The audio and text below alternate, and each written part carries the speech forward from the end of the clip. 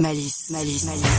Podcast. Mode d'emploi. Que vous soyez entrepreneur, passionné par ce que vous faites ou indépendante/indépendant ou même simplement curieux du monde du podcasting, vous êtes au bon endroit. Dans Podcast Mode d'emploi, je vous dévoile tous les secrets du podcast, comment l'utiliser pour booster votre entreprise, capter l'attention de votre audience ou tout simplement faire passer votre message de manière authentique et impactante. Vous n'imaginez pas tout ce que l'on peut faire avec un peu de malice. Hello, bonjour à tous et bienvenue dans ce nouvel épisode. Vous avez sûrement déjà entendu ce mot à toutes les sauces, le personal branding. Peut-être que pour vous, c'est un terme qui reste encore un peu flou ou que vous vous dites que c'est du marketing à outrance. C'est vrai, imaginez, vous parlez avec un pote et il vous dit « Oh, moi je pense que tu devrais vraiment te pencher sur ton personal branding ». Ok, vous hochez la tête, mais au fond, on se demande, est-ce qu'on n'est pas seulement en train de devenir un produit ou finalement comment on fait pour se pencher sur son personal branding ?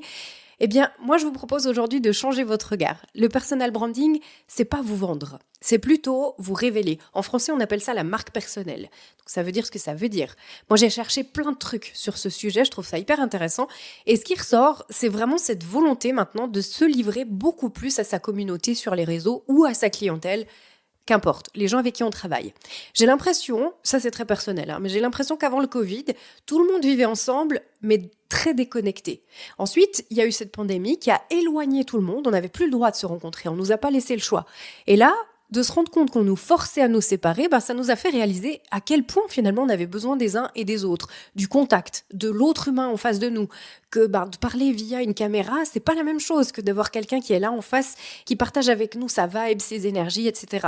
Ce qui nous paraissait si normal avant, on l'avait un petit peu oublié finalement. Et tout à coup, avec cette histoire de pandémie, c'est redevenu un petit peu le centre de nos vies parce que ça nous a été interdit. Alors on fonctionne souvent comme ça, quand on n'y a pas droit, tout à coup c'est là qu'on se rend compte qu'on en a besoin. Ou alors quand on nous dit t'as pas le droit, c'est là qu'on se dit si, en fait j'y pensais pas avant, mais là j'ai envie.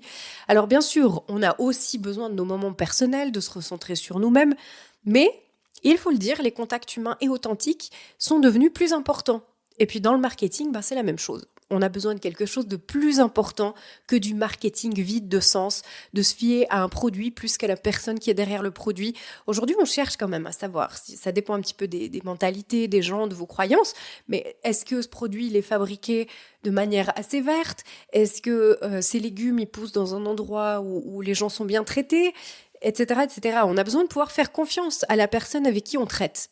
À mon sens, le personal branding, c'est plutôt ça. Il s'agit simplement d'une stratégie puissante qui est accessible et surtout incontournable aujourd'hui si vous souhaitez faire entendre votre voix dans un monde qui est saturé d'informations. Et justement, faire entendre votre voix, c'est littéralement ce que permet de faire le podcast. C'est un outil de personal branding extraordinaire. Il crée un lien intime avec votre audience. Il construit aussi votre crédibilité. Il raconte qui vous êtes vous, bien au-delà de ce que vous vendez. Et dans cet épisode, on va parler donc de ça, de vous, de votre singularité, de ce qui fait que vous êtes unique et comment le podcast peut vous aider à le montrer avec finesse, stratégie et un petit peu de malice aussi. Alors installez-vous et voyons ensemble comment le podcast peut devenir votre meilleur allié pour vous construire une image forte, cohérente et alignée. Quand on parle de personal branding, on pense souvent à la mise en avant. Mais avant d'être visible, encore faut-il être connecté à soi-même. Vous ne pouvez pas construire une marque personnelle forte si vous ne savez pas qui vous êtes ou à qui vous vous adressez. Dans un podcast, cette connexion, elle passe par la voix, uniquement par la voix, le ton, votre façon de raconter. Imaginez une capsule audio où on entend une entrepreneuse raconter la voix tremblante mais sincère, le déclic qu'elle a eu pour se reconvertir ou le témoignage d'un client qui explique comment une série d'épisodes a complètement transformé sa vision d'un sujet. Ce sont des moments de sincérité qui sont captés au micro et qui tisse un lien fort et durable avec votre auditoire. Alors, je le rappelle, il ne s'agit pas de jouer un rôle. Au contraire, le podcast pardonne assez difficilement le faux. Vous devez être vrai. C'est ce que vos auditeurs y viennent chercher. Alors, comment se connecter à soi et aux autres ? Je vais vous donner 3 points que vous pouvez mettre en évidence pour vous y aider. D'abord, il va falloir commencer par clarifier vos valeurs. Qu'est-ce qui vous fait vibrer, vous ? Sur quoi est-ce que vous ne voulez pas transiger ? Ce qui est important pour vous, quelles sont vos passions ? Qu'est-ce qui vous anime ? Qu'est-ce qui vous fait vivre, au fond ? Ça, c'est la première. Deuxième chose, il faut définir aussi clairement votre audience cible. En tout bon entrepreneur, vous savez normalement de quoi je parle si je vous dis un persona. C'est un client cible. À qui est-ce que vous adressez votre produit ? Pour quelles raisons vous lui adressez votre produit ? quelles sont ses difficultés, quels sont ses problèmes que vous allez pouvoir régler avec votre produit. Et ce persona va peut-être évoluer au fil du temps. Vous pouvez le redéfinir même aujourd'hui afin d'être sûr de qui il est. Vous pouvez même lui donner un prénom. Si vous voulez avoir quelqu'un de très précis en tête, ça peut même faciliter ça. Ou avoir un persona différent selon vos différents produits. Mais savoir à qui vous voulez vous adresser, c'est super important. Moi, j'en ai un aussi, hein. Là, je prépare mon podcast. Quand je le fais, je réfléchis toujours à mon persona, de me dire il faut que ça colle à cette personne. Donc, cette personne a un âge, un prénom, une allure physique, des activités sportives. Je lui ai inventé tout un monde. Hein. Mais ça m'aide aussi parce que quand je l'écris, quand je le prépare, je pense à cette personne. Et quand je l'enregistre aussi, ce qui me permet de parler vraiment aux gens qui ressemblent à ça. Alors après, bien sûr qu'il y a d'autres personnes, peut-être, d'autres profils, mais au moins, moi, j'ai déjà une idée et puis ça permet d'avoir un message beaucoup plus précis. Et enfin, troisième chose, en créant un contenu de valeur, vous ne brillez pas, vous servez. Vous connaissez peut-être cet adage « donner pour recevoir ». Si vous donnez de la valeur dans votre contenu, vous allez forcément recevoir de la valeur en retour. C'est mathématique. Alors cette valeur, par contre, elle arrive sous différentes formes.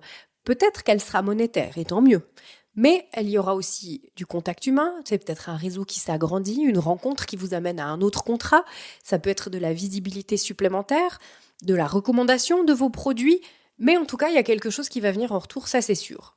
Aujourd'hui, on a moins besoin de mettre l'accent sur un feed Instagram qui est parfait. Vous savez, ça se faisait encore il y a quelques années, le fait d'être sur une page Insta qui vous donnait l'impression d'un mood board parfaitement aligné, très design, les bonnes couleurs, tout était au bon endroit, parfaitement fait. Mais qu'est-ce qu'il apporte de vrai, ce feed, à part qu'il est beau à voir ? Est-ce que vraiment dans nos vies, tout est parfait, bien aligné, avec les bonnes couleurs ? Est-ce que votre maison, à vous, elle ressemble aux photos dans les magazines de déco ? Est-ce que votre terrasse, elle ressemble au magnifique décor qu'on voit sur Insta avec le palmier, les petites lumières parfaitement placées, le coucher de soleil en fond ? Alors, peut-être que vous avez cette chance-là, mais chez moi, j'ai 2 ados, donc il y a toujours un truc qui traîne. Je dois toujours me battre pour que les chaussettes soient mises dans le bac à lessive. La poussière, elle est pas toujours parfaitement nettoyée. Sur ma terrasse, il y a des mauvaises herbes, il y a des feuilles par terre parce que je vis dans un endroit où il y a beaucoup de vent. Et finalement, c'est ok, c'est la vie. Hein. Alors oui, je nettoie chez moi, bien sûr, je range chez moi, bien sûr, mais c'est pas toujours parfait. Et votre personal branding, ça sera ça. Alors il faut quand même être clair que ce que vous partagez doit être à 100% vrai, mais par contre, vous n'êtes pas obligé de livrer 100% de ce que vous faites. Faut comprendre la nuance. Vous n'êtes pas obligé de dire j'ai une gastro, je suis en train de vomir mes tripes, ça n'a peut-être pas beaucoup d'intérêt. Pour votre business, en tout cas, parlez-en à votre famille. Mais par contre, ce que vous partagez, ce que vous décidez de partager, vous sélectionnez ce qui est nécessaire et ça doit être vrai pour pouvoir parler à un maximum de personnes. Bien entendu, votre intimité à vous, elle est très importante et elle doit être préservée. Je dis juste que ce que vous partagez, c'est du vrai, c'est la vérité. Vous pouvez par exemple raconter une anecdote d'un client, montrer comment vous avez accompagné quelqu'un, partager vos réflexions, sans jamais dire « achetez chez moi », c'est pas ça le but. Vous montrez simplement que vous êtes la personne qu'il faut parce que vous montrez ce que vous avez fait par un exemple précis. Vous convainquez par la preuve et pas par la pression. C'est tout l'art du podcast. Et c'est là que votre personal branding prend une toute autre dimension. Vous devenez le référent, pas seulement visible, mais vous êtes crédible. Ça, c'est plus important. Et durable aussi. Vous installez une relation de confiance avec votre clientèle et avec les gens qui vous écoutent. On ne fait pas un podcast uniquement pour faire joli, on ne fait pas le magazine de mode. Permettez-moi de vous donner un exemple, certes fictif, mais tout à fait représentatif. Imaginez Julie. Julie, qui est coach en nutrition holistique, elle lance son podcast sans prétention parce qu'elle a juste envie de partager des réflexions sur le bien-être. À mesure que les épisodes avancent, elle reçoit des messages « Ah, je vous écoute tous les lundis en allant bosser, vous m'avez aidé à changer mes habitudes alimentaires. » Ça la motive. Elle se dit « Ah, tiens, peut-être que je peux aider des gens. » 3 mois plus tard, elle lance donc un programme en ligne sans pousser la honte. Simplement, elle le mentionne au fil de ses épisodes. Résultat, elle vend 30 places en une semaine. Uniquement à son audience fidèle. Pas besoin d'en avoir 120 000. 30, c'est déjà pas mal. Pas de pub, pas de forcing, c'est juste une infusion qui est bien menée. Voilà ce qui peut se produire avec un podcast qui est pensé pour convertir intelligemment. On le fait pour que les gens bougent, pour que les gens agissent, parlent de vous, vous recommandent vous. Bref, pour convertir, oui. Mais attention, convertir, ça veut pas dire forcer. C'est simplement guider, inspirer, créer une tension positive entre où est votre auditeur aujourd'hui et où il pourrait être demain grâce à vous. C'est aussi oser dire ce que vous avez essayé jusqu'à maintenant, ça marche peut-être plus. voilà une autre voie, voilà une autre solution pour vous. Et l'auditeur, ensuite, il est tout à fait libre de faire appel à votre expertise ou non. C'est son choix. Mais si vous marquez cette personne avec votre vrai vous, s'il accroche à ce que vous lui dites et que ensuite, quand il vient vous voir, vous lui apportez la même chose, que quand il vous rencontre, il est en face de cette même authenticité, il y a beaucoup de chances qu'il devienne un client régulier et en plus satisfait parce qu'il n'aura pas été trompé sur la marchandise. Donc il va aussi vous recommander. Et puis il y a le bouche à oreille. Vous voyez, c'est un cercle vertueux comme ça. Le podcast permet cette connexion avec une délicatesse incroyable. Vous rentrez pas par effraction dans la vie des gens. Vous entrez avec leur accord, dans leurs écouteurs. C'est eux qui ont fait le choix d'appuyer sur play. Et du coup, vous devenez une voix familière, même un rendez-vous. Moi, j'écoute beaucoup de podcasts. Je passe mon temps à faire ça sur des sujets très différents. Et je vous assure que certains, je les attends comme j'attendais à l'époque les nouveaux épisodes de Friends à la télé. Aujourd'hui, on fait plus ça, mais à l'époque, oui. J'ai l'impression que c'est un rendez-vous café avec une copine et je m'en réjouis parce que je me réjouis de savoir ce qu'elle va me dire. Je trouve que c'est intéressant, ça m'apporte beaucoup et j'apprends plein de trucs. Et du coup, j'ai aussi l'impression de connaître l'intervenant personnellement, alors que je ne l'ai jamais rencontré, évidemment, mais je l'entends dans mes oreilles très régulièrement, donc c'est comme si. Alors convertissez, oui, mais avec élégance, en laissant une trace, en suscitant l'envie et pas la peur, en incarnant votre message. Construire son personal branding, sa marque personnelle, donc, je vous le disais en français, via le podcast, c'est jouer sur la durée. C'est aussi choisir d'être reconnu plutôt qu'entendu. C'est aussi accepter qu'il faut y aller pas à pas, en affinant son message au fil des épisodes, savoir qu'il va prendre un petit peu de temps à devenir une référence, ça se fait pas du jour au lendemain. Par contre, le jour où il en devient une, vous verrez, ça fera toute la différence. Si vous vous demandez encore si le podcast est fait pour vous, la réponse est simple. Si vous avez une voix, vous avez une histoire, une idée, alors vous avez déjà ce qu'il faut comme base. Après, il faudra y ajouter un petit soupçon de stratégie, une touche d'émotion, une bonne dose d'éthique aussi, important, et vous obtenez un outil puissant pour faire grandir votre notoriété et votre business.